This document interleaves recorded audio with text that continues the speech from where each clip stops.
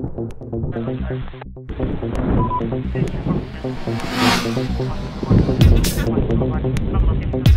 there, everybody, and welcome to a special IFA branded edition. We're going to call this a Mobile Nations podcast because we've got a bunch of people from throughout the Mobile Nations here. I'm Phil Dickinson. I run AndroidCentral.com, and we've got a couple guys over in Berlin this week at the IFA conference. Don't ask what IFA stands for. It's IFA. It stands for something. Internationale Funkerstellung. Yeah, that. Bless you.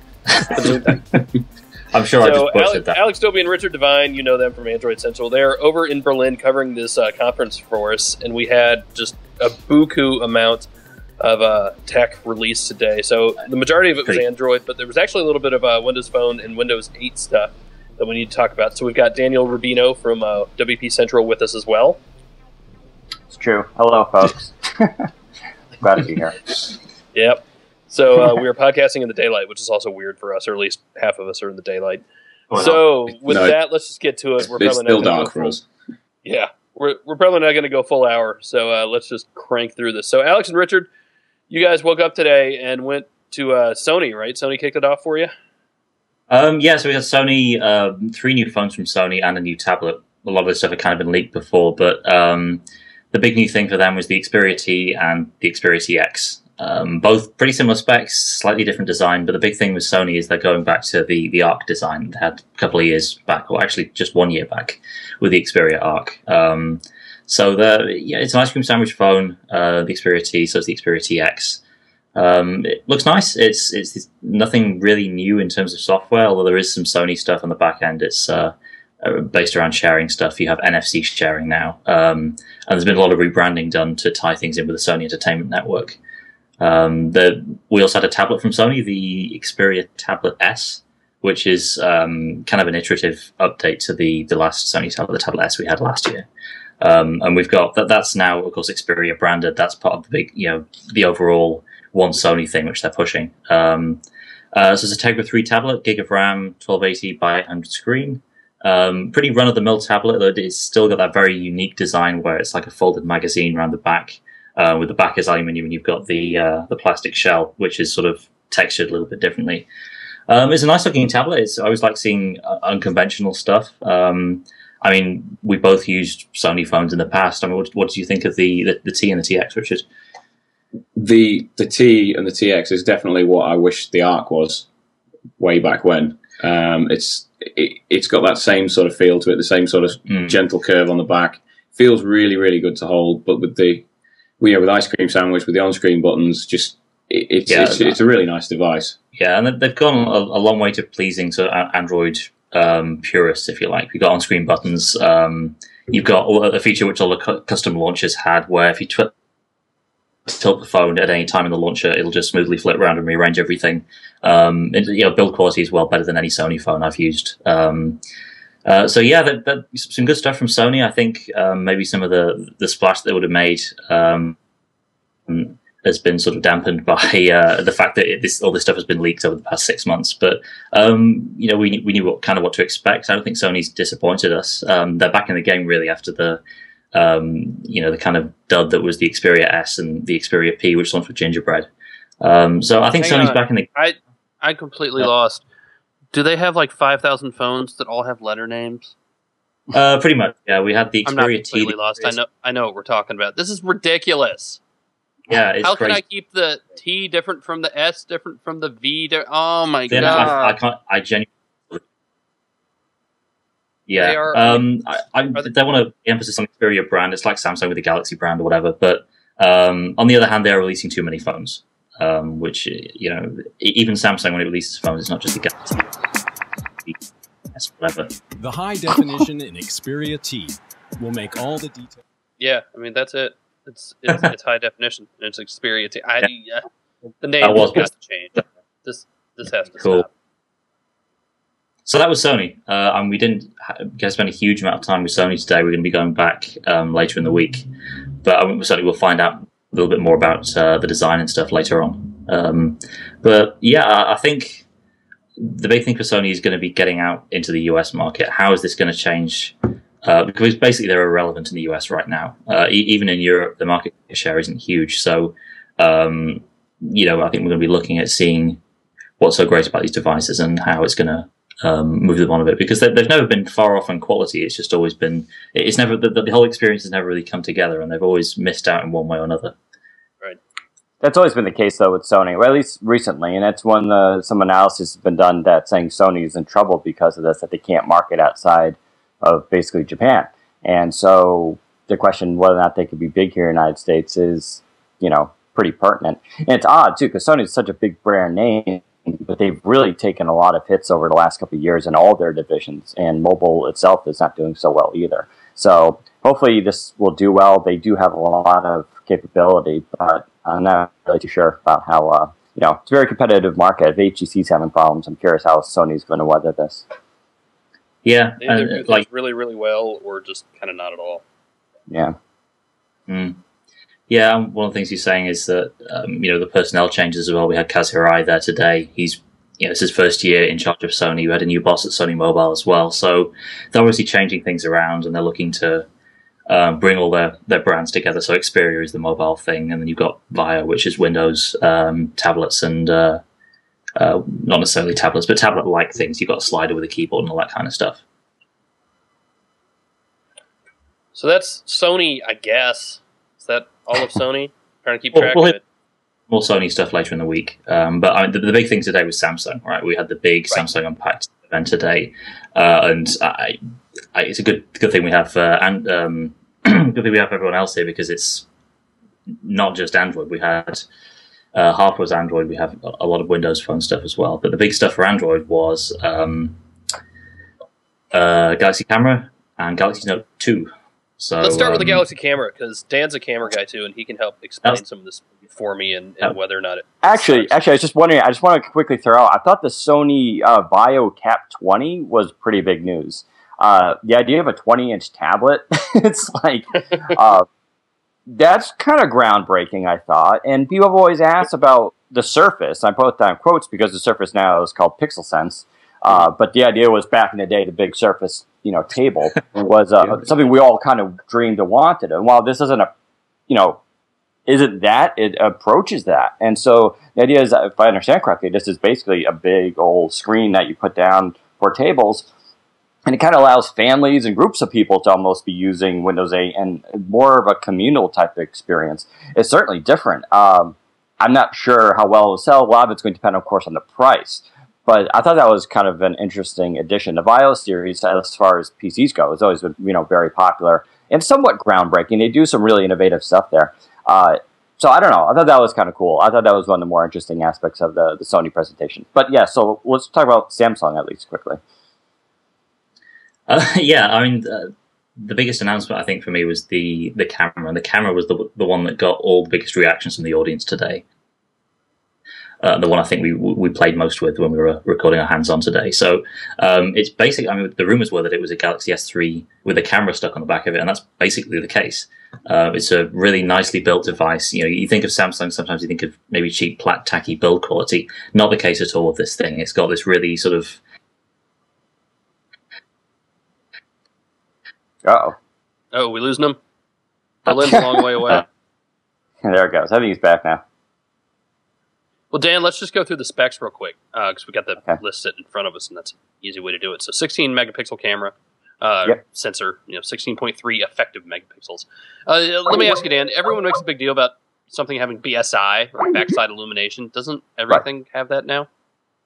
No, actually it doesn't. BSI is a technology that Sony, Samsung, Apple, and HTC use. It is not exactly proprietary, but you have to license it. There is a procedure. It's not just, not everybody's using it. It's still relatively new to the market, and the reason is it's because it's not cost prohibitive anymore, but it was until recently. Now it's, affordable to do so, but it is a more expensive sensor. What people, in case you're wondering what BSI even is, it's backside illumination as opposed to front side illumination. FSI is basically how your eye works. You have the lens in front, and then the receptors, though, are in the back of the eyeball. So light needs to travel through the lens, and it goes through all the blood vessels and aqueous matter before it hits the receptors. It's an odd system to set up like that, because your putting the light going through stuff, right? A backside illuminated sensor is the same thing. It has sort of the sensor, but then the wires are typically in front of it. And so what this does is it has the wires in back of it. So more light hits the sensor. In turn, for what the end user experiences is a much brighter picture, so that when you're inside in rooms and stuff, you can actually take good photos without using flash, and you get a much better experience. This is why things like the iPhone are so popular, and a lot of Samsung phones have pretty good cameras on them too. So it's a big technology. Samsung uses it even in their point-and-shoot cameras, and it's really good. It's the ideal way to engineer a sensor if you can. So it's got a 23mm f2.8 lens, 21 times optical zoom. So that's good. That means it's not going to get all distorted on you. Decent aperture on that, right? f2.8. Yeah. The optical zoom is going to be really good. And then if you throw digital zoom normally is terrible, and we all try to avoid using it for obvious reasons. Everything gets kind of blocky. But at 16 megapixel, digital zoom actually becomes viable. This is now a good option. You can actually use digital zoom, and it'll actually be nice because you have so many more megapixels to work with that you can actually take good photos. So this is actually overall some pretty nice specs for a camera. How ridiculous does it to hear that a point-and-shoot camera has a quad-core processor? Yeah, it's weird, right? We're back, by the way. Although I think we're audio only. Welcome back, guys. Hello. So I'm not sure which point you lost us, but we were just talking about how the front is actually really nicely designed. It's got this beautiful matte finish, and it really looks like a high-quality camera from the front, not necessarily a cheap point-and-shoot. It's always really sort of surreal when you see the size of the screen on the back as well, because it almost looks like it's the kind of device that shouldn't exist, because it's like someone cut the back of a camera and just stuck a screen on it. From the back, it's just all screen. Yeah. Well, I'd almost call that the business end instead of the lens, right? So let's talk about this. It's running Android 4.1. So first of all, it's got Jelly Bean. It has the newest version of Android. Camera with Jelly Bean, yeah. How's the interface? Because I'm not sure I'm sold on principle of a camera with a typical Android just icon, and whether it's Android or anything else. I would call it typical Android. Really? So how is it different? It's different that you start it up for the first time, you press the power button, it goes directly into the camera app, and you can, from there, it's got on-screen keys. You can press one of the on-screen keys, or actually no, it's a different setup. There is a virtual button in the top left corner that you press, and that sends you into the home screen view. So it starts up in the camera app as normal, but the home screen is a little bit different. It operates in portrait or landscape. So, are we still there? Yeah. Yeah. Okay. No, I just had an error message from Skype. Never mind. So the launcher works in any orientation. You've still got all the usual stuff there, but the setup is focused towards apps that allow you to edit video, edit audio, all that kind of stuff. And then share the content. Yeah, so it's almost like the launcher and the whole rest of it is like a back end to what you use it for the most. So, most of the time you're going to see the camera app, and that's a sort of a step on from the standard TouchWiz camera app. But I think obviously it's Android, and you've got all your Android stuff in there like Chrome and Gmail and stuff. So if you really wanted to, you could have Google accounts. But there's nothing forcing you to do that, and I think it's just there for the sake of not removing functionality. Mm-hmm. Talk about the display. Okay. Let's talk about the display for a second, because it's huge and it's beautiful. It is. It's a 4.8-inch Super LCD display, 1280 by 720, I believe. So it's same resolution as the S3, different screen setup for whatever reason. I guess they figure it's going to be better for outdoor shots and stuff. It's going to be easier to see in bright light. It's nice. It's difficult to tell the difference between that Super AMOLED, but it is very vibrant, very bright. It's a good screen. I'd like to, be perfectly happy seeing this on a smartphone or any device. There's just two things I'm curious. Well, I just want to bring up at least. One is the size of the sensor. I didn't see the specs yet for the actual size because although the rest of the specs are really good, the actual size of the sensor is going to be sort of also what determines the quality of the photos. And so it depends on, if it's going to be a small sensor or a big sensor. The other thing is, I'm going to bring up the elephant in the room, which is this is obviously trying to compete with Nokia's PureView 808, which is not much of a competition because the 808 is barely being sold through carriers, and let's be honest, it's not, it's on Symbian, which is sort of a dying system anyway. But the real issue here is the fact that Nokia is big with cameras, and their PureView technology, which we're expecting to be a whole line, is, something that Windows Phone will be pushing big time. Now, the PureView 808 has a 41 megapixel sensor, and we actually have an image on the site comparing it to the Samsung's Galaxy S3 sensor, and it's literally an eighth of the size, and it's really tiny. It goes to show you, how much bigger this sensor really is. So I think it's kind of obvious here that Samsung is at least trying now to go head-to-head with Nokia in this notion of a camera that's also a phone as opposed to phones with cameras in them. And the question is, how will this sell? Now, this device is interesting because it really is, like you said, it's like someone took a camera, cut it in half, and put a phone on one side. But, is it going to be too big and bulky for the average user, or is this going to be sort of a niche market? Well, I think we should make an important point that this isn't a phone. You can't use it as a phone. Oh, okay. You can't use it as a phone. So this is just a straight camera. Okay. So it's data only. Yeah, data only. There's no ambient light sensor, no microphone. For calls, there's obviously mics for video recording. That's just weird. I don't know. I mean, I could see why they would do that, but at the same time, I don't know. That's definitely an interesting twist. Now, to tie this in a little bit, we just speculated on Windows Phone Central that next week Nokia will be showing off. Yeah. Nokia next week will be showing off their new Lumia phone, which is expected to have 41 megapixels, but it presumably will be 16 to 20 megapixels, maybe in between there. So, but that's an actual phone with a camera, so it's going to be technically a different market. But it's an interesting use of Android, which always goes to show its strengths, right? That it's flexible and can be adapted to basically any kind of technology. So the ability to install that software and have quick access to your same accounts is something that's impressive. Well, the interesting thing is Samsung's already done the hard work for the software on this, and it's been in the S3 and the Note. The video editing, the photo editing, all the sharing stuff with NFC and Wi-Fi Direct, that was all in the S3.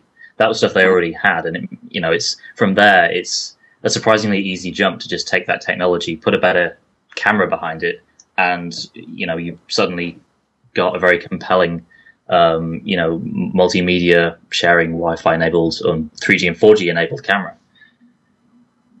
Right. What else am I going to do with this besides? I mean, can I play games? That was the big thing about the Nokia one, or the Nikon camera that was just announced, right? It's like you can pretty much do anything else on it that you want as well.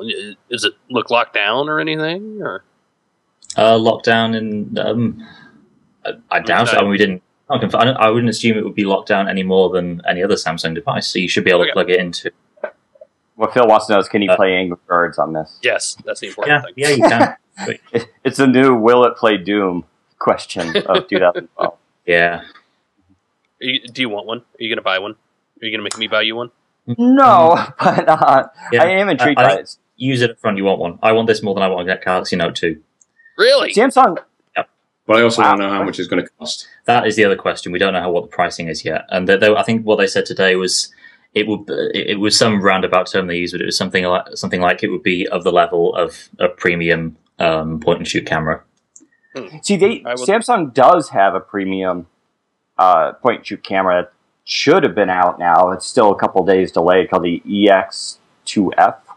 It's a sequel to the EX1, which came out 2-3 years ago. And that's the phone. I mean, that's the camera I'm going to be getting because it has an f1.4 lens, which is really impressive. So for me, that's $500. For me, that's pretty much one of the best point and shoots you can get in the market, besides the Panasonic Lumix that's coming out. It has the same aperture. So it would have to be at least $100 cheaper, in my opinion. Otherwise, I think you're probably looking at 500-ish. That sounds about right for this sort of product. That's gonna be, I mean, don't forget, it's not just the camera technology. You've got a quad-core processor in there as well, and you've got 4G. Okay, yeah, but the Samsung's own EX2F has Wi-Fi built in, and it hooks up to an Android phone too with their own software, so you can just transport your photos that way or sync up at home.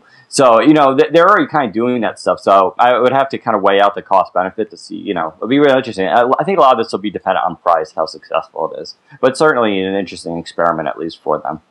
Yeah, and it's the most compelling device of this type that we've seen. I mean, but I think maybe it was CES this year. We saw a very early prototype of an Android camera. We had this Nikon thing as well. But this, you know, this is the latest version of Android. We've got, you know, an actual use for all the stuff in there, sharing, video editing, all that stuff. Top of the line hardware on the smartphone side with the CPU in there. So it's, I think this is going to be the device to beat in this category when it. I'm sure we'll see it developed over the next 6 months or so. Yeah. Cool. Galaxy Note 2.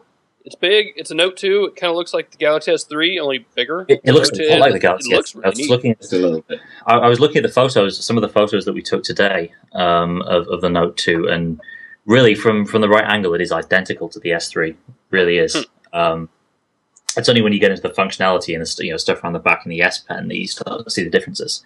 I guess even in terms of internals, it's kind of the same. You've got a slightly clocked up CPU. You've got 2 gigs of RAM. 3G, 4G. I think it's 8 megapixel camera on the back. We'll have to double check that. I'm not 100% sure. But yeah, we have same resolution screen, 720p. So it's actually slightly lower resolution than the first Note. Although they've you kind of have to deal with that because you've changed the aspect ratio to 16:9. So that's the other big change. It's now a widescreen device, which they say is intends to make it easier to pocket. So yeah, that hardware-wise is the Note 2, and the biggest things that Samsung was showing off today is all based around software and the S Pen. Right. They talk a lot about the S Pen. Yeah, a lot about the S Pen. Richard, you saw the Note for the first time when it was launched in the UK back in October last year. Has this made a better impression on you than that? A little bit. I mean, the pen itself feels a little bit more like an actual pen rather than just like a little stylus. It's taller, it's thicker. There's a little bit of texture on the side, and it feels. The button that you press has actually now got a couple of ridges on it, so you can actually feel where it is. Because the problem with the original was always that you would never know where the button was. You'd have to actually stop and look at the thing to work out where it was to do gestures. So there's that. They've also replaced the tip of the S Pen, so I think it's some rubberized kind of thing now, where it gives a slightly nicer motion on the screen when you're using it. What else do we have? We've got it actually detects the pen from a distance now. And what that does in any app, you get a little cursor that appears when you're hovering over, and you can do all kinds of cool things with that. In the Gallery app, you can hover over a folder, and it'll bring up a small preview of what's inside. You can hover over calendar events, and it'll show you the full description. So it may be a little bit gimmicky, but it's a use for that technology, and it's a side effect of the technology that they use for the screen, in that it detects where it is in relation to it, so it can detect it when it is just over the screen. What about, I'm trying to think, did any of the leaks we saw, the leaks, I say with air quotes, did any of those match up to what was actually announced today? The images, absolutely not. The specs, yeah, kind of. Yeah, I mean, the specs, sure. It's a smartphone. I mean, I could have guessed the specs, but no, the actual images were all pretty much wide of the mark, which is interesting. I forgot. Alex had a little exclusive last week where he said we'll be getting Jelly Bean on the Galaxy S3. Or it was on the GS3, right? About the same time? Yeah. Is it happening? I didn't hear anything announced. Wasn't announced. We'll see it. I mean, it's finalized now. We'll see it land in the next few days, I would imagine. Okay. I mean, they had enough announcements today. They actually announced Jelly Bean for the Note and the Note 10.1 as well. Right. Coming soon. I mean, it's there. It's finalized. The finalized builds are being approved by carriers now. So it's going to be, if it wasn't announced today, maybe the final build wasn't ready, but it's going to be a matter of days. I hold everybody else's feet to the fire, so it's only fair that I hold yours as well. You want to talk about some of the Windows stuff that they announced today? And it's a lot of stuff and a lot of big stuff, and kind of confusing a little bit if you're not as deep into the space as Dan is, because you've got Windows 8, you've got Windows Phone 8, you've got Windows 8 RT. Yeah, there's a lot of name branding going on over here. So it looks like they have quite a few devices. And this whole name of Active, Am I pronouncing that right? Which to me sounds like as I tweeted, a zero carb sugar substitute. I'm not really sold on this name, but at least it's different, so I'll give them that. And they seem to be sticking to it as a whole line of stuff. But let's see, they have the Ativ Tab, which is a 10.1-inch tablet design that's coming out. 13 by 66 by 768, 1.5 dual, gigahertz CPU, 5-megapixel web camera. Nothing stands out as being extraordinary from them, but they are nice devices. I would say Samsung always makes nice laptops. They've always had the Series 9 has been very popular, a very thin brush metal look to them. And this looks like a continuation of that. They have the Smart PC, the Smart PC Pro, which has it's a convertible, so the screen can sort of, flip around. It's certainly some nice hardware from them. Nothing that I said revolutionary. It's typical Samsung, so I think it's good, but I'm a little bit more excited to see if Nokia is going to still do a tablet, which I think is what everybody's sort of waiting for. And so that's sort of big news. But I think, Windows 8 is going to be, I think, big for Microsoft and the OEMs. And I think these are, pretty solid devices. I don't know. Did you guys get to play with them at all? Do we still have them? Hey, British guys. Nope. We lost them. I guess they didn't like what I had to say. So, anyways. But, these are, nice tablets. We'll be seeing more. Of course, Asus released some stuff, too, or announced some new devices coming out. So, they're all Asus, Acer. They're all coming out with tablets and such devices. It's going to be, the question is who's going to have something that departs the most radically and is really inspiring. I'm not sure these fit that bill, despite how nice they will be. Right. So, that's my opinion. The big news for us, though, at least, was the Windows Phone news, the Ativ S, which was formerly known as the Odyssey. That was its code name, apparently. It's basically, as far as I can tell, a Galaxy S3, just with Windows Phone 8 slapped on it. That's pretty much what we've been expecting. We heard months ago that's exactly what they're going to do. The Windows Phone community is certainly mixed on that because we want different devices than what Android has. But having said that, Galaxy S3 is a solid device and it sells very well. If you've got to have, play second fiddle there, that's not a bad phone to do it with by any stretch of the imagination. And Samsung does need to keep costs down, and the fact is Windows Phone 8 doesn't make money yet, so it seems odd for them to have to invest a lot of money into R&D for a completely new design when they can sort of recycle what they have for Android.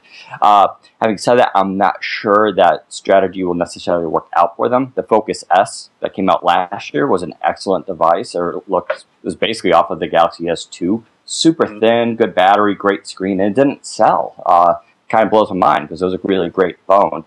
So it remains to be seen if the Ativ S can also sell, but it looks like this will at least be more widely available. They didn't announce any carriers, but since it was announced at IFA, they're gonna, they'll more likely go worldwide this time. Yeah, so, I mean that's par for the course. We should mention too the Ativ S wasn't actually there today. We're not sure if it'll be on in Samsung's booth later in the week. We'll have to wait and see, or whether it's being held back ahead of Nokia World. Yeah, my guess because of that is Windows Phone 8 technically isn't finalized, and so they probably didn't want to have it, or they were going to show you wouldn't be able to touch it kind of thing, right? So that seems to be the status of those devices yet. But I think the TV is nice. Now for our U.S. residents, it's rumored to be going to T-Mobile. I think AT&T will skip on this, although AT&T has been a big customer of Samsung, so who knows. But it's a solid phone, 4.8 inch, 8 inch, Super HD AMOLED with Gorilla Glass 2. Comes in 16 gigabytes or 32 with both of the expandable micro SD NFCs. All the bells and whistles is the same Android device. Nice phone. Audience, like I said, it's a little bit mixed on it, but with the brushed aluminum back, Now the Galaxy S3 has a brushed aluminum back too, correct? Or some of them do. It has a hyperglaze textured back. Okay. Hyperglaze meaning plastic.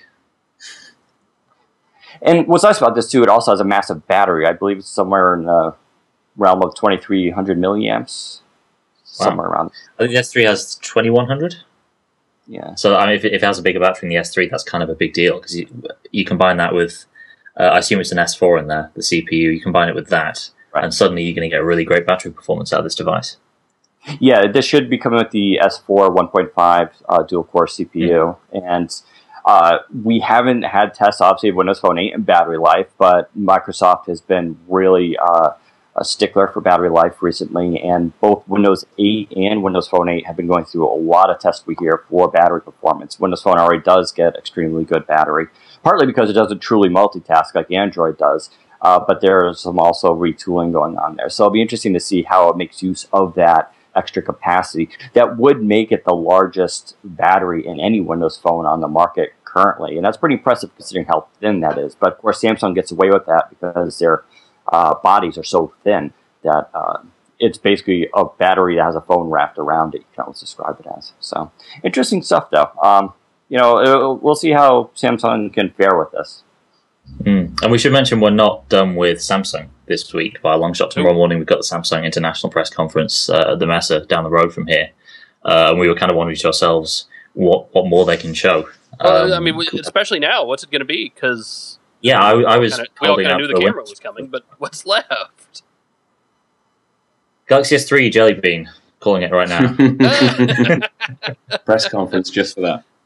Gee, look, they did all right, I'm thinking maybe they'll show off that 5.8-inch player, but IFA isn't all just mobile tech. We got TVs and stuff. Home appliances, they showed off the TV today. Sony showed off the TV. Sony showed off the TV. Yeah, they did. The 8K model. Yeah. By the way, awesome. We saw that very briefly. On the subject of TVs, nothing on Google TV yet, and that's another possibility for Samsung and Sony. We'll have to go and take a look at some of that. Windows Phone, RT, TV. No, don't think so. Cool. All right. Anything else? Should we let you guys get to bed? I think we're about done here. A lot of stuff to take in today. I think we're still collecting our thoughts on a lot of it. Definitely. But we'll be back with more Samsung and Sony stuff later in the week. Where we're done with the bigger announcements now. I think the rest of the week is going to be maybe small devices here and there, and of course more detail on the ones we saw today. So good deal. Richard, Alex, thank you. Dan, thank you for joining us. Maybe we'll do another podcast tomorrow. We'll see what gets announced. Sounds very good. Hey, guys. Over, under, more stuff tomorrow or less stuff tomorrow than today? What do you think? Sorry, say again? Do you think there's going to be more stuff announced tomorrow than there was today, or less stuff? Probably not. I think today's about as crazy as it's going to get. Today was the big day. We'll have more sort of detailed stuff on Sony and Samsung tomorrow, I think, from what we've got planned. So, the big announcements today, I don't think we're going to get anything that tops, 3 new Sony phones, a tablet, all this Windows Phone stuff, and the Note and the camera. I think that's our big stuff for this year. Yeah, and I think we're done for Windows Phone. I'll be surprised if there's any more announcements this week at IFA, but if there is, hopefully you guys will be there to get it for us. So maybe some of the Huawei or someone like that. Or possibility. Huawei, they'll have they're supposed to have a couple devices, but so who knows if they'll be there. That'd be kind of cool if they show something. So sweet. Cool. All right, well, thank you all for everybody listening, for joining us live, and if you're listening to it recorded, slackers, but that's okay too. So check back, Dan. Where can we find all your cool Windows Phone stuff that you do? Well, of course, you can find us at wpcentral.com, and you can find me on Twitter at Daniel_Rubino, and we have a very busy day, so make sure you head to our site to catch up on all the news today. Lots and lots of stuff is coming out, both for Nokia and Samsung, and some Microsoft dates that have just been released too for October. So some big breaking news going on our site. Awesome. Alex and Richard, you can find them at Android Central. You can find them on Google+. Just search for the names. Go to androidcentral.com/IFA/IFA for all the IFA news. And that's it. We'll catch you guys on the flip side. Take care, bye. See ya. Goodbye.